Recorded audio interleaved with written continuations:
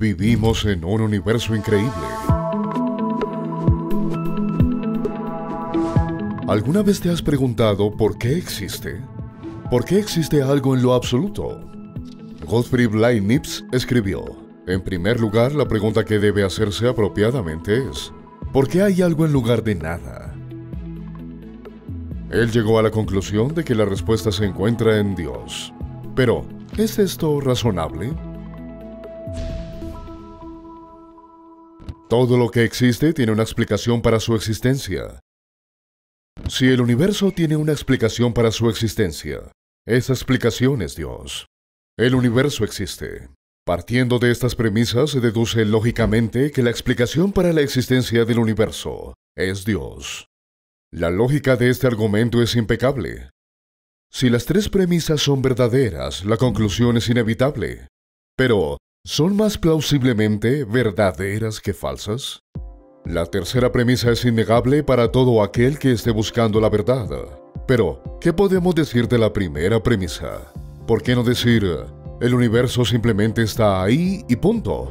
No hay necesidad de ninguna explicación. Fin de la discusión. Bueno, imagina que tú y un amigo están de caminata en el bosque y se encuentran una esfera brillante en el suelo. Naturalmente te preguntarías cómo fue que llegó a estar allí. Sería muy extraño que tu amigo dijera: no hay ninguna razón o explicación del por qué está ahí. Deja de preguntártelo. Eso solo está ahí.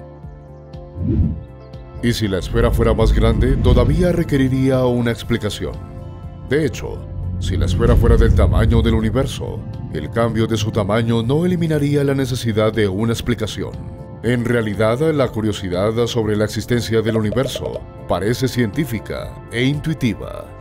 Alguien podría decir: si todo lo que existe necesita una explicación, ¿qué hay de Dios? ¿No necesita Él una explicación? Y si Dios no necesita una explicación, entonces, ¿por qué el universo necesita una explicación? Para responder a esto, Leibniz hace una distinción clave entre las cosas que existen necesariamente y las cosas que existen contingentemente. Las cosas que existen necesariamente existen por necesidad de su propia naturaleza. Es imposible que no existan. Muchos matemáticos creen que los objetos abstractos, como los números y los conjuntos, existen de esta forma. No hay otra cosa que cause su existencia, simplemente existen por necesidad de su propia naturaleza. Las cosas que existen contingentemente existen porque fueron causadas por algo más. Muchas de las cosas con las que estamos familiarizados existen contingentemente. Estas no tienen que existir, simplemente existen porque algo más causó su existencia. Si tu mamá y tu papá nunca se hubieran conocido, tú no existirías. No hay razón para pensar que el mundo que nos rodea tenía que existir. Si el universo se hubiera desarrollado de manera diferente, no habría estrellas ni planetas. Es lógicamente posible que el universo entero podría no haber existido. Este no existe necesariamente, sino contingentemente.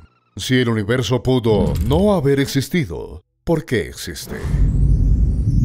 La única explicación adecuada para la existencia de un universo contingente es que su existencia dependa de un ser no contingente, de algo que no pueda no existir, debido a la necesidad de su propia naturaleza.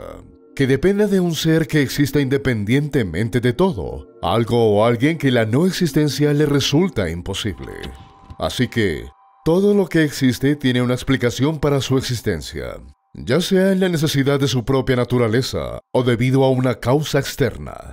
Pero, ¿qué podemos decir de nuestra segunda premisa? ¿Es razonable llamar a la explicación del universo Dios? Bueno, ¿qué es el universo? Es toda la realidad del espacio-tiempo, incluyendo toda la materia y la energía.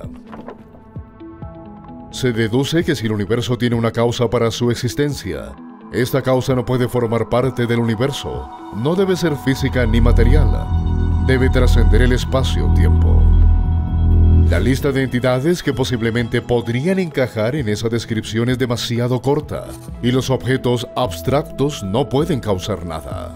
El argumento de la contingencia de Leibniz muestra que la explicación para la existencia del universo se puede encontrar únicamente en la existencia de Dios. O si prefieres no utilizar el término Dios, puedes simplemente llamarlo el ser extremadamente poderoso, no causado, necesariamente existente, no contingente, no físico, inmaterial, eterno, que creó el universo entero y todo lo que hay en él.